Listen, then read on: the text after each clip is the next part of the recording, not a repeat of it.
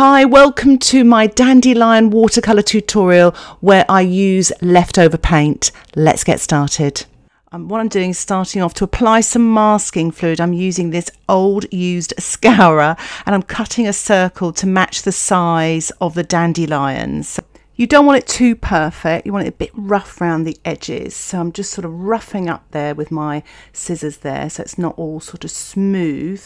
And now I'm plucking out some of the green sort of scouring bits there to have some loose sort of edges as well. So it'll catch the masking fluid and it will kind of create a nice textured edge. So I'm pouring some of the masking fluid into the lid. I'm using an old envelope, just tapping in the scourer there, just covering the whole of the sort of scouring surface there until it's fully covered. And I'm just tapping the excess off onto the envelope there so I don't get too much of a blobbiness onto my dandelions. Then I'm just tapping very gently to get enough masking fluid on there, but at the same time I need enough of the white paper as well coming through, so you've got the background appearing through as well. So tapping very gently as well to get some really yummy textures. Try to stay inside the dandelion if you can, but it really does create the most amazing textures. So it's a really nice way of doing it. If you don't have a scourer, you could use just stipple on with a brush, or you could use an old sponge or even paper towel sort of scrunched up as well to create texture. What I'm doing now is I'm using a cocktail stick, but you could use your twig or a very small thin brush and just applying some of the masking fluid with some of the seed head flying away there in the air, but also some of the marks inside the dandelion and also on the edge. It does take quite a bit of time, so there's a lot of prep here, but it's worth it because it makes the background so much easier to paint. Now if you don't have masking fluid, it is tricky to paint the dandelions in this way. You could use white gouache afterwards, but you can't really paint around all those little marks. That's why masking fluid is brilliant. You could use wax resist, it'll be a lot more loose, but that's another thing you can do. And you can also use salt as well to create the texture, but it'll again be very, very loose. If you don't have a cocktail stick, you could also use a paper clip. Anything that's got a really sort of something that makes a really small mark there. And if you get blobs, let them dry and then just peel them off before you start painting as well. And remember to dry your painting naturally, because if you blow dry masking fluid, it is quite tricky to remove it afterwards. So I've applied all the masking fluid and I'm going to allow my painting to dry naturally. Now I'm using my Schmenke watercolour pot. There's one colour I didn't have from my previous tutorial where I've got this leftover paint and it was some pink. So I just needed to borrow a little bit of pink there. So I'm mixing that up with a little bit of the Quinacridone gold to paint this stem on the left hand side, wet on dry, with my size 6 brush. I'm just trying to sort of paint it quite carefully, but what I do like about these dandelions, they have got quite thick stems, so it makes it a little bit easier. You can mask out the stems if you like and paint them later as well, but I thought it's just quite nice to paint them in this way, and then I'm actually going to protect them with masking fluid after the stems have dried. So I'm dropping in a little bit of water and a little bit more of the paint. As you can see from my palette there, I use this for my previous tutorials that I've published on YouTube, and there's lots of blobs of colours and washes of paint, and I didn't clean it out because I always love to use it afterwards for other paintings.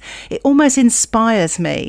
And it's quite nice for abstract backgrounds. So what I'm doing at the moment is I'm just painting in the stems for these dandelions here, and I'm using a mixture of permanent yellow, you could use cadmium yellow, with some of the phthalo turquoise, there's a little bit of Prussian blue there, and also green apatite genuine. So it's quite nice just to mix up the different colours, and that's what I quite like about this photograph. All the stems seem to have slightly different colours. So I'm using Quinacridone gold here, some yellow, as well as some cerulean to create the light green here.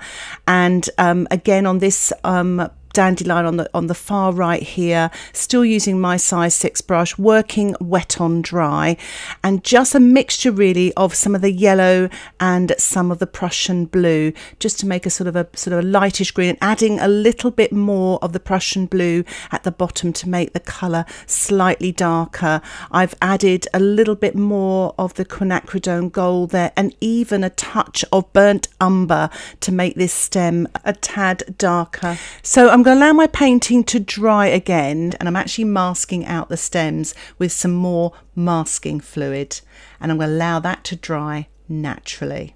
So once your painting has dried, I'm reawaking all the colours in my palette, the Prussian blue, the ultramarine, the indigo, the Paynes grey, the violet, and it's all a bit of a mess really, but it's really nice if you want to paint sort of an abstracty background. So I've masked out all the positive shapes. I'm wetting the background. As you can see, I can wet over those stems as well because they've been masked out. I'm using a large flat 1.5 inch brush, just tilting, getting all that excess liquid off. There is a slight bleed there. I don't think I actually masked over the entire stems. So I'm using a size 14 brush, just dipping it into all that yummy paint, all those different colours that I used in my previous tutorial to paint this quite lovely sort of abstracty background, working wet into wet. So what's quite nice about that, if you have squeezed out tubes and you're not sure what to do with them, you don't want to waste them, it's an ideal opportunity to paint something like this, or something with an abstract style background. Or you could actually do them, you could paint tonal studies, you know, quick sort of sketches, just using this leftover paint, and you'll find there's less pressure because it's leftover paint. You don't mind so much, and it's quite liberating, and there's lots of colour harmony here as well.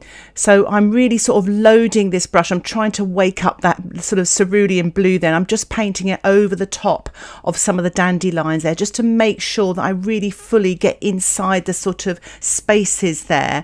There's nothing worse than having, you know, you taking your masking fluid off and you can see you haven't actually painted in that area, which is the whole point. So I'm actually painting in some darks there, still using my size 10 brush and just using some Paynes grey, painting damp into wet. You can be so creative with this, and it is so much fun. So you must ensure your painting is absolutely dry before you remove your masking fluid. I'm using a paper towel, and I am just sort of taking off the paint. I really quite like this way of removing masking fluid. It takes it off really, really well. But you can use a plastic eraser, a putty rubber, your thumb. There's lots of different ways of taking it off, but make sure the paper is absolutely dry, because you could tear it or you could smudge your painting as well. So once you remove all of the masking fluid, I am painting wet on dry the dandelions using my size 6 brush, just mixing up some Quinacridone gold, a little bit of permanent yellow, some cerulean, and just painting some light colours wet on dry here. Try to keep lots and lots of the white there. You want to almost exaggerate the white and light of the dandelions to give the illusion that they are dandelions, especially looking at them from a distance.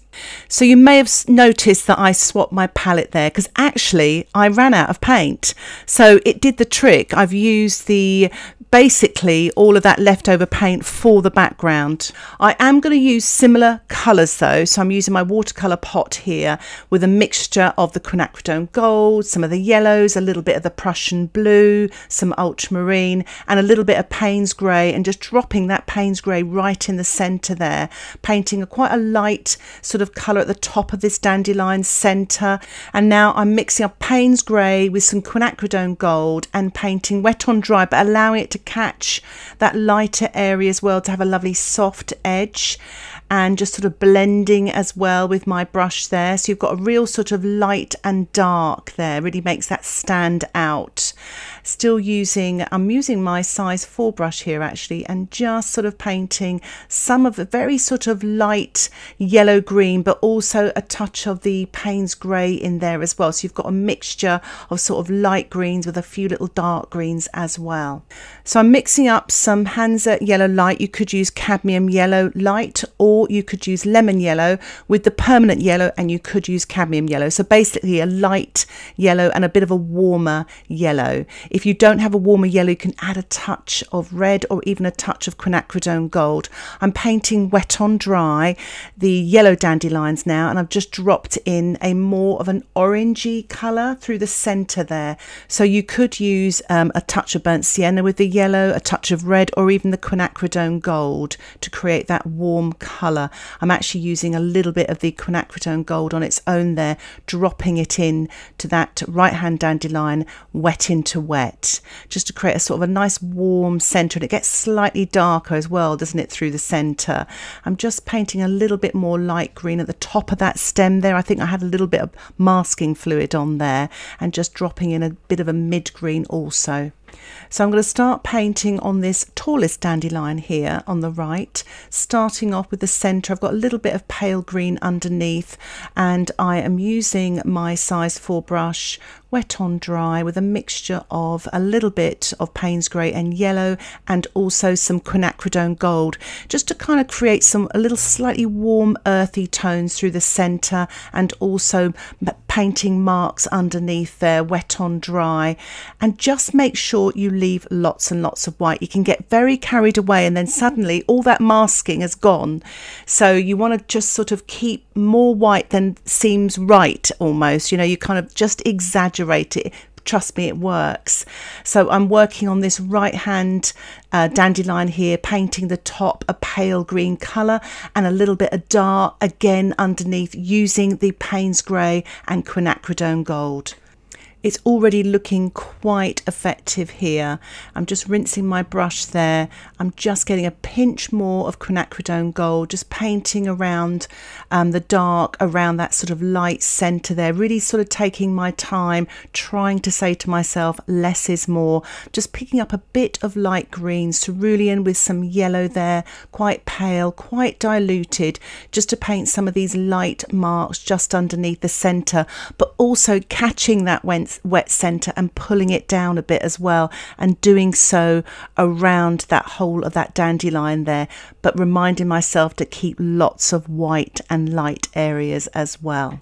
So I'm just sort of rinsing my brush really, so it's a clean brush, and I'm just drizzling in a little bit of water there as well to soften things up a little. So I've allowed the painting to dry again, and I'm working now with my size 6 brush and mixing up some quinacridone gold, some of the permanent yellow, working wet on dry and painting in the yellow dandelion flowers here, the petals in the centre there, and trying to look at how they sort of grow. So they're growing out to the centre, coming out to the outside edge, but really trying to keep my outside edge lighter, and then it sort of goes mid-tone and then slightly a darker tone through the centre there. And just sort of really discipline yourself, just try and do less is more again. I want to keep this really loose, trying to keep the light and not paint too many details.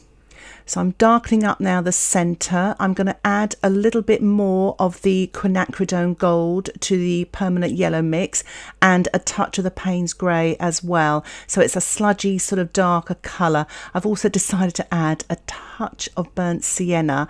So if in doubt, just put a little bit of burnt sienna with a touch of the Paynes grey, only a smidge, to darken up the centre there.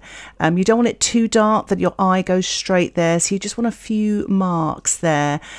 Painting this damp into damp. I've just rinsed off my brush there. I'm just getting a pinch of the Paynes grey and a little bit of the quinacridone gold, and just painting a few more darks in the centre, damp into damp again. If you're worried about it bleeding, just wait for it to dry, and then you can paint these darks in as well. I'm just keeping everything loose, ad hoc painting, but if you're worried about that, just let it dry. If in doubt, let it dry. I'm just painting a few more dark accents here on this right hand dandelion. I felt it was fading back a little bit, so I'm just using some of the Paynes grey and a little bit of the Quinacridone gold and doing the same to the tallest one here, just to give it a little bit of pop with that dark accent of colour there. I thought it'd be quite nice as well just to paint a little bit of dark on the stems using my size 4 brush here, wet on dry, using a little bit again of the Paynes grey and some of the Quinacridone gold, but you could also use some of the Cerulean maybe with some yellow as well, just to vary the sort of tonal colours really, because some of the stems are slightly different colours than the others. So just sort of painting each one of these on the right hand side, wet on dry. So I think it's a good time to allow your painting to dry again. What I'm doing is I'm mixing up a little bit of cerulean, a touch of pink into the green and a little smidge of black, or you could use Paynes grey here, but it's a it's going to be a very dilute colour, so I've added lots and lots of water. It's very neutral with a tiny sort of pinky tinge to it there, and I'm just painting onto the dandelions wet on dry using this size 4 brush, glazing it on there just to paint some shadows. Try not to lose your white areas, so I'm just sort of painting it here and there. If you're worried about that, do what I'm doing here and dab off with a paper towel as well, just to keep that light. And it's a good time to allow your painting to dry. Once it's dry, I'm actually using some white gouache. You could use white watercolour or acrylic ink or acrylic paint, working wet on dry with my size 4 brush. I've diluted it slightly and I'm just adding a little bit more white on top of that shadow colour just to bring out the dandelions again. You may not have to do this. I quite like doing this though, because I've painted that shadow colour, it's dried off, and now I'm just giving the dandelions a little bit of sparkle and detail. Sometimes you can't actually do this with the masking fluid, or I can't anyway, because it's very fine detail. So here you can really finesse the dandelion a little, or the dandelions a little bit more. And you know me, I love to use a little bit of white gouache at the end of paintings just to finish them off. I'm quite pleased with that. I thought I might just brighten up some of my yellows as well. So I'm using the permanent yellow, but you could use cadmium yellow. And I'm just adding a little bit of just a few marks here and there, working wet on dry. I'm using this small round brush here just to give a little bit more warmth and a little bit more detail to the painting. I'm also adding some white. This is for those of you that may have lost your light a bit. And I'm just painting this around the edges here just to create some lighter petals on the outside edge. If you have lost the light on your stems, you can add a little bit of white to a light green colour. That's the yellow and the cerulean. Paint this wet on dry onto the stems as well. It's always these little finishing touches that can really sort of bring a painting to life and also rescue it sometimes as well. I'm all about the rescue. This is a little bit of alizarin crimson, and I've watered it down slightly there. I'm adding a little bit of Paynes grey to that, and I'm just painting wet on dry some darks just in the centre there as well, just to give those dandelions a little bit more depth. I always finish off my watercolours with darks and details, and that's exactly what I'm doing here, adding some Paynes grey to that alizarin crimson with Paynes grey, and I'm just painting a few dark marks here on this sort of dandelion here, just to sort of darken up that edge, to really bring out the light as well, and it just sort of brings it away from the background as well, makes it look a little bit more 3D as well. I'm just painting a few finishing touches here, wet on dry, with a little touch of the Paynes grey with a tiny touch of yellow. And just to balance things out, I'm doing the same with the tallest one here. I'm just adding a little bit more shadow to the stems. I felt I lost the light. You may not need to do this, using just basically, again, leftover paint, what's in the palette. So there's a bit of alizarin crimson, touch of Paynes grey, a little bit of green there, just to finish off these stems, and it just brings everything together as well. I couldn't resist painting a little bit more white here. I'm using quite a rough sort of dry brush effect just to create some texture. So the gouache is straight from the tube there. So it's quite creamy, and I'm sort of just dabbing and daubing onto the outside edges to create that lovely lightened texture. I'm removing the washi tape now to reveal a really nice white border. It gives me time to assess to see if I need to do any more to my painting, but I think I'll leave it there for now. I really hope you enjoyed this tutorial and that it inspired you to maybe use some of your leftover paint from a previous painting and have a go at painting this dandelion painting or something similar with an abstract background. If you have any questions about this tutorial, please put them in the comments section below. And if you'd like to see more content like this, don't forget to subscribe to my channel where you'll get updates of my latest tutorials. And if you'd like to get access to my outline sketches and my weekly exclusive tutorials, why not think about joining my Patreon membership? Details about the membership can be found in the description below. Thank you so much for watching this tutorial. Happy dandelion painting. Bye for now.